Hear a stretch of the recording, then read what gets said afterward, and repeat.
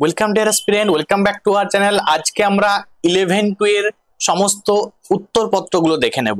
দেখো, হিস্ট্রিতে এই যে প্রশ্নগুলো এসেছিল তোমরা কিন্তু সবাই মিলিয়ে নাও, যারা এসএলএসটি পরীক্ষা দিয়েছো এবং যারা কম্পিটিটিভ ফিল্ডের পড়াশোনা করছো তারা কিন্তু অবশ্যই এই উত্তরগুলো দেখে যাবে, কারণ এই প্রশ্নটা আজকে এসএলএসটি তে পড়েছে, কালকে কিন্তু তোমার কম্পিটিটিভ পরীক্ষা যেগুলো হবে সেগুলোতেও কিন্তু আসবে।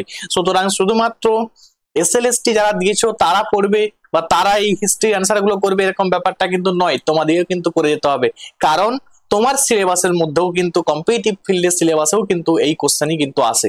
চলো শুরু করছি উত্তরপত্র এবং মিলিয়ে নাও প্রত্যেকে। প্রথম প্রশ্ন কি আছে, মোহামেডান অ্যাংলো ওরিয়েন্টাল কলেজ কোন বছর প্রতিষ্ঠিত হয়? মনে রাখবে 1875 খ্রিস্টাব্দে প্রতিষ্ঠিত হয় এবং এই 1875 সালে মনে রাখবে আর্য সমাজও কিন্তু প্রতিষ্ঠিত হয়, এটাও কিন্তু পরীক্ষায় আসে। আর্য সমাজ। তোমাদের জন্য প্রশ্ন হলো, এই মোহামেডান অ্যাংলো ওরিয়েন্টাল কলেজ এবং আর্য সমাজ কে প্রতিষ্ঠা করে তোমরা কমেন্টে জানাবে। আচ্ছা দেখো, মহাভারত আদিতে কি নামে পরিচিত ছিল? খুব ভালো প্রশ্ন। মনে রাখবে যে জয় সংহিতা, এই জয় সংহিতা নামে কিন্তু পরিচিত ছিল। 3 নম্বর প্রশ্ন, দ্বিতীয় বৌদ্ধ সম্মেলন, ঠিক আছে, কোথায় অনুষ্ঠিত হয়েছিল? খুব ভালো প্রশ্ন। দেখো, আমরা জানি প্রথম বৌদ্ধ সম্মেলন, দ্বিতীয়, তৃতীয়, চতুর্থ, প্রত্যেকটা ইম্পর্টেন্ট। তোমরা রাখবে, দেখতে পাচ্ছ বৈশালী, এই বৈশালীতে মনে রাখবে থার্ড যে বুদ্ধিস্ট কাউন্সিল সেটা কিন্তু হয়েছিল। এবং দেখো এই যে রাজগৃহ, ঠিক আছে, রাজগৃহ, রাজগৃহ তো মনে রাখবে ফার্স্ট হয়েছিল এবং থার্ড হয়েছিল এই পাটলিপুত্রে, পাটলিপুত্রে থার্ড হয়েছিল। রাজগৃহ দেখতে পাচ্ছ, রাজগৃহ, রাজগৃহে কিন্তু ফার্স্ট হয়েছিল, ফার্স্ট প্রথম বুদ্ধিস্ট যে কাউন্সিল। নেক্সট কোশ্চেন দেখলো কি আছে, ভারত ছাড়া আন্দোলন, ভারত ছাড়া আন্দোলন কত সালে হয়েছিল না 1942। এর ভারত ছাড়া আন্দোলনের পিছনে কারণ কি ছিল? কারণ মনে রাখবে এই ক্রিপস মিশনের ব্যর্থতা।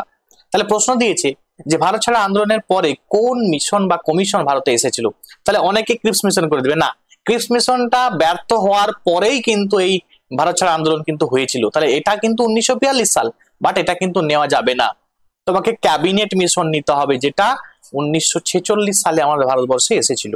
ঠিক আছে, সাইমন কমিশন আনি 1927 সালে। ঠিক আছে, হান্টার কমিশন তো হবেই না, এটা এডুকেশন কমিশন ছিল। তো এইগুলো কিন্তু দেখতে হবে। দেখো, প্যারিস শান্তি সম্মেলন 1919 কতগুলি দেশ যোগ দিয়েছিল? 32টা দেশ যোগদান করেছিল। শশাঙ্কের রাজধানী কোথায় ছিল? শশাঙ্কের রাজধানী আমরা প্রত্যেকেই জানি কর্ণ সুবর্ণ। ঠিক আছে, নেক্সট কোশ্চেন আমরা দেখে নিই কি আছে। অনুশীলন বলছে কোন উপন্যাস থেকে অনুশীলন সমিতির নাম নেওয়া হয়েছিল? তো একটু ওয়ার্ড কোশ্চেন, মনে রাখবে আনন্দমঠ উপন্যাস। এই আনন্দমঠ উপন্যাস এটা কিন্তু পরীক্ষায় এটা প্রচুরবার এসেছে যে এই আনন্দমঠ উপন্যাস এটা কার। ঠিক আছে, এই উপন্যাসটা কার লেখা? তোমার রাখবে বঙ্কিমচন্দ্র চট্টোপাধ্যায়, আমরা কিন্তু জানি।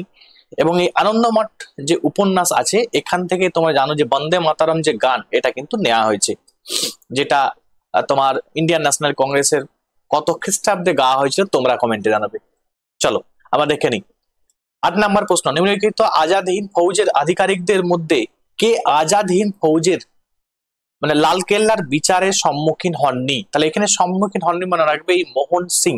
মোহন সিং কিন্তু ইনি কিন্তু হননি, বাকি এই যে গুরুদয়াল সিং বা প্রেম সেগাল, শাহনওয়াজ খান, ঠিক আছে, এরা কিন্তু সবাই হয়েছিল।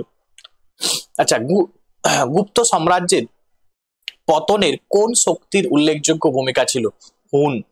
এবং পরীক্ষা একটা আসে একজন হুন নেতার নাম, ঠিক আছে, মিহিরকুল, পরীক্ষায় প্রচুর আসে, এই মিহিরকুলের নামটা অনেকবার দেখতে পাবে, মিহিরকুল, ঠিক আছে, যাকে ভারতের অ্যাটিলা বলা হয়। ভারতের অ্যাটিলা, অ্যাটিলা বলা হয়। অ্যাটিলা পরীক্ষায় কিন্তু অনেকবার আসে, করে নেবে তোমরা, ভারতের অ্যাটিলা বলা হয়। চলো, আচ্ছা, 1757 সালে সিরাজউদ্দৌলা কোন বাণিজ্য কুঠি আক্রমণ করেছিলেন? তোমরা রাখবে কাসিম বাজার, কাসিম বাজার করে নেবে এটা। আচ্ছা, শাহজাহান তার ছেলেকে শাহ ইকবাল উপাধি দেন, মানে শাহজাহান তার কোন ছেলেকে? মানে রাখবে দারা শিখো, এই দারা শিখোকে তিনি কিন্তু এই টাইটেলটা দিয়েছিলেন।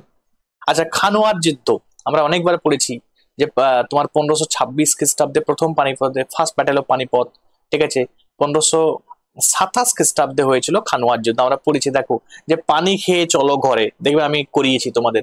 তাহলে পানি খেয়ে চলো ঘরে, পানিপথের যুদ্ধ 1526, খেয়ে মানে খানোয়ার যুদ্ধ 1527, চলো ব্যাটেল অফ চান্দেরি 1528, ঠিক আছে, এবং 1529 সালে গড়গড়ার যুদ্ধ, তোমাদের পড়ে দিয়েছি, তোমরা জানো সবাই।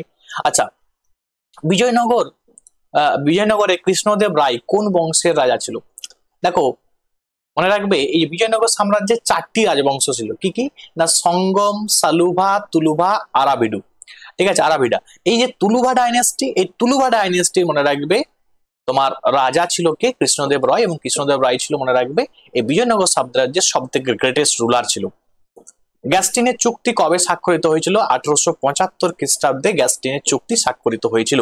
দ্বিতীয় বিশ্বযুদ্ধের পরে আমেরিকা এবং সোভিয়েত রাশিয়ার মধ্যে সম্পর্ক অবনতি ঘটার সবচেয়ে গুরুত্বপূর্ণ কারণ যেটি ছিল সেটি হচ্ছে জার্মানির ভবিষ্যৎ বিষয়ে তাদের মতানৈক্য।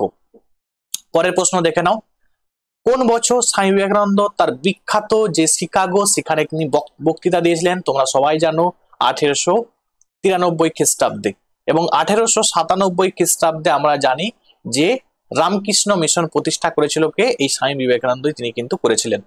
আচ্ছা, কোন কংগ্রেস সভাপতি ক্রিপস মিশন এবং লর্ড ওয়াভেলের উভয়ের সঙ্গেই দ্বৈত করেন? তো এটা মনে রাখবে আবুল কালাম আজাদ। ঠিক আছে, পরের প্রশ্ন দেখো, সুফি সাধক নিজামুদ্দিন আউলিয়ার সঙ্গে কোন সুলতানের বিরোধিতা ছিল বা বিরোধী হয়েছিল? তোমরা রাখবে গিয়াসউদ্দিন তুগলক। আচ্ছা, দিল্লির কোন সুলতান দেবগিরিতে তার রাজধানী স্থানান্তরিত করেন? তোমরা রাখবে এই যে মোহাম্মদ বিন তুগলক, এই মোহাম্মদ বিন তুগলক যাকে আমরা পাগলা রাজা বলে থাকি, তিনি কিন্তু বিভিন্ন সময় তার রাজধানী পরিবর্তন বা চেঞ্জ করেছিলেন। ঠিক আছে, তো এই মোহাম্মদ বিন তুগলক কিন্তু সঠিক উত্তর হয়ে যাবে। ফেব্রুয়ারি বিপ্লবের পর কে ফ্রান্সের শাসক হন? তোমরা রাখবে এই যে লুই নেপোলিয়ন। এগুলো একটু অড কোশ্চেন, এবং যারা ওয়ার্ল্ড হিস্ট্রি পড়ো তারা কিন্তু জানতে পারবে।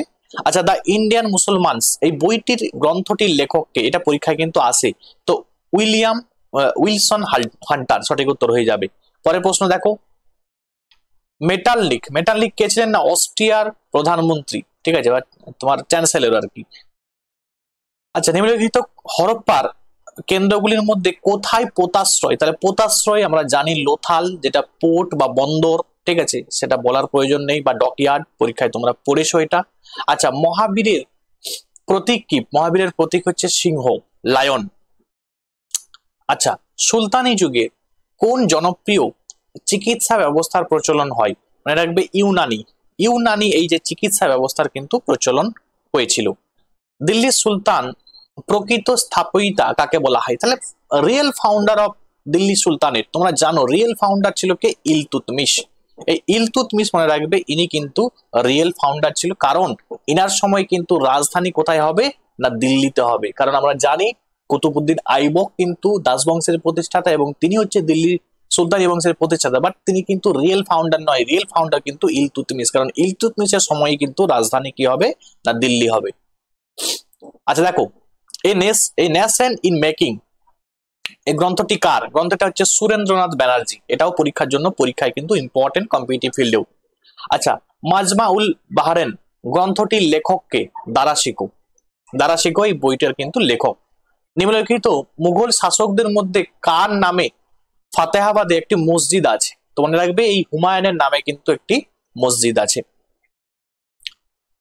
কোন বছর সারা ভারত মুসলিম লীগ? তাহলে ইন্ডিয়ান যে Muslim League, all India Muslim League 1906 সালে প্রতিষ্ঠা হয়েছিল, সেটা কিন্তু আমরা সবাই জানি, ইম্পর্টেন্ট পরীক্ষার জন্য। বাহমনের রাজধানী কোথায় ছিল এবং পরবর্তীতে তা কোথায় স্থানান্তরিত হয়? আমরা জানি যে বাহমনের রাজধানী ছিল গুলবার্গা থেকে মনে রাখবে বিদারে কিন্তু ট্রান্সফার হয়েছিল।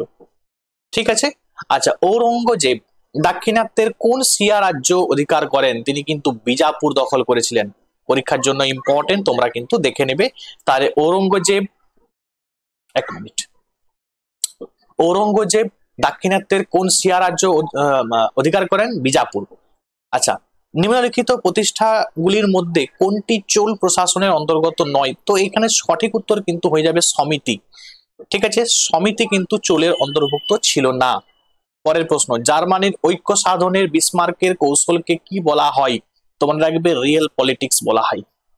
পরের প্রশ্ন, ভারতের কোন অঞ্চলে সাতবাহন বংশের উত্থান হয়েছিল? সাতবাহন বুঝতেই পারছো অন্ধ্রপ্রদেশে সাতবাহন বংশের কিন্তু উত্থান হয়েছিল। তুর্কি শাসক ইলতুৎমিশ শব্দের অর্থ কি ছিল? এর অর্থ ছিল সাম্রাজ্যের পালনকর্তা। তাহলে সাম্রাজ্যের পালনকর্তা এটা কিন্তু সঠিক উত্তর হয়ে যাবে। পরের পরের প্রশ্ন, মধ্যযুগের বাংলার কোন কবি গুণরাজ খান উপাধি পান? তো এই মালাধর বসু এটা কিন্তু উপাধিটা কিন্তু পেয়েছেন। আচ্ছা, নিম্নলিখিতের মধ্যে কে সোমপ্রকাশ, এই সোমপ্রকাশ সংবাদপত্রের সঙ্গে যুক্ত ছিল কে? না ঈশ্বরচন্দ্র বিদ্যাসাগর। নেপোলিয়ন কার সঙ্গে আচ্ছা কনকর্ডাট স্বাক্ষর করেন? তো এটা মনে রাখবে পোপ সপ্তম পায়াস। ঠিক আছে, পরের প্রশ্ন কি আছে দেখো, 1792 খ্রিস্টাব্দে কাদের মধ্যে শ্রীরঙ্গপত্তমের চুক্তি স্বাক্ষরিত হয়েছিল? আমরা জানি যে টিপু সুলতান ভার্সেস তোমার তোমার ব্রিটিশ ছিল। ব্রিটিশদের মধ্যে থেকে কে ছিল তোমরা কমেন্টে জানাবে। ঠিক আছে, কে ছিল 1792 খ্রিস্টাব্দ? আচ্ছা, নিম্নলিখিত তারিখগুলির মধ্যে কবে বঙ্গভঙ্গের প্রতিক্রিয়ার অরন্ধন বা উপবাস পালন করা হয়েছিল? তো এটা 16ই অক্টোবর 1905 সালে।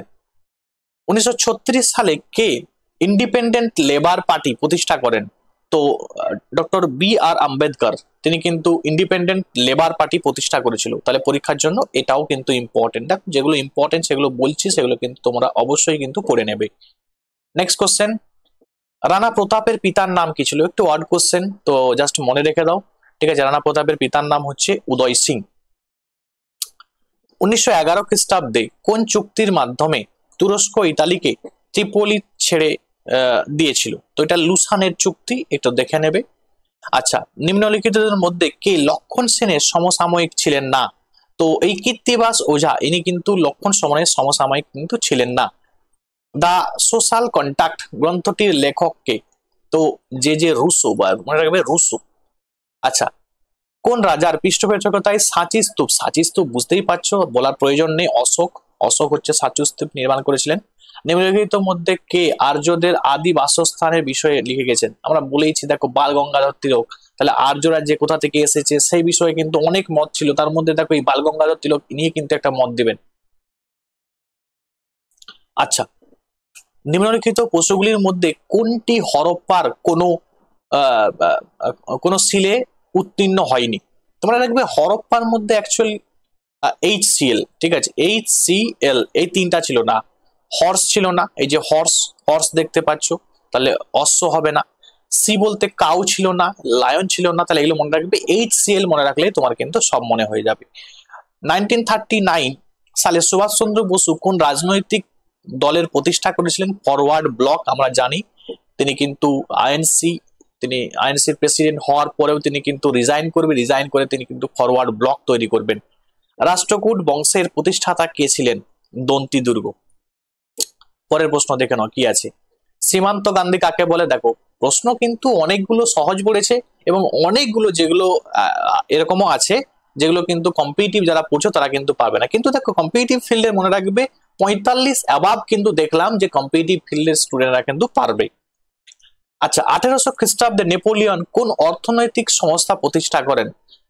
Bank of France. দেখে নেবে এটা। পরের প্রশ্ন দেখে নিই আমরা, সার্ভেন্ট অফ ইন্ডিয়া সোসাইটি। দেখো এটা তোমরা পড়েছো কম্পিটিটিভ ফিল্ডে, গোপাল কৃষ্ণ গোখলে। ঠিক আছে, কত সালে করেছে তোমরা কমেন্টে জানাবে। Gopal Krishna Gokhale servant of India society কত খ্রিস্টাব্দে প্রতিষ্ঠা করেন? নিম্নলিখিত মধ্যে কে স্বরাজ দলের সঙ্গে যুক্ত ছিলেন না? দেখো স্বরাজ দলের সঙ্গে আমরা জানি মতিলাল নেহেরু ছিল, CR রাস মানে চিত্তরঞ্জন দাস ইনি ছিলেন। ঠিক আছে, এবং হচ্ছে তোমার এই যে রাজেন্দ্র প্রসাদ, দেখো রাজেন্দ্র প্রসাদ একটা বিশাল নাম, বুঝতেই পারছি রাজেন্দ্র প্রসাদ ইনি কিন্তু যুক্ত ছিলেন না। আমাদের প্রথম হচ্ছে প্রেসিডেন্ট রাজেন্দ্র প্রসাদ ছিলেন, তোমরা সবাই কিন্তু জানো, স্বাধীন ভারতের প্রথম প্রেসিডেন্ট। 1830 খ্রিস্টাব্দে বিপ্লবের পরে ফ্রান্সের শাসক কে ছিলেন বা কে হন? লুই ফিলিপস মনে রাখবে, ইনি কিন্তু হয়েছিলেন।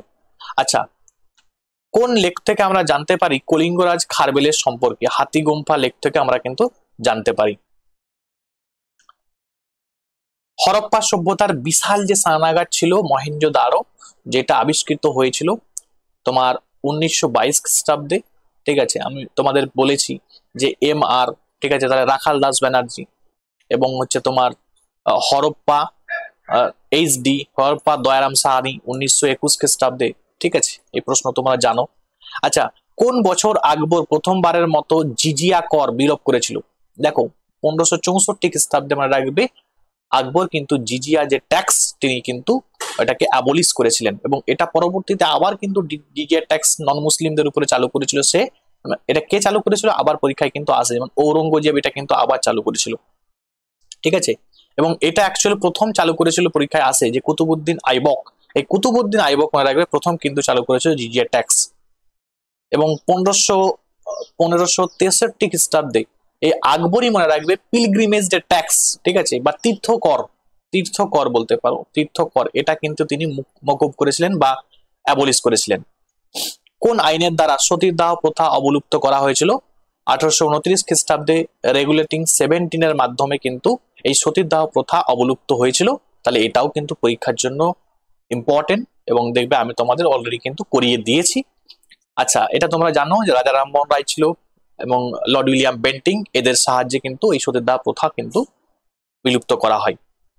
ঠিক আছে, তো আজকের যে প্রশ্নগুলো দেখলাম যে অনেক প্রশ্নই কিন্তু জানা প্রশ্ন, এবং অনেক এরকমও প্রশ্ন আছে 10-15টার মতো দেখলাম যেগুলো আননোন প্রশ্ন, মানে যারা এই সাবজেক্টের মানে হিস্ট্রি যারা পড়াশোনা করছো তারাই শুধুমাত্র পারবে।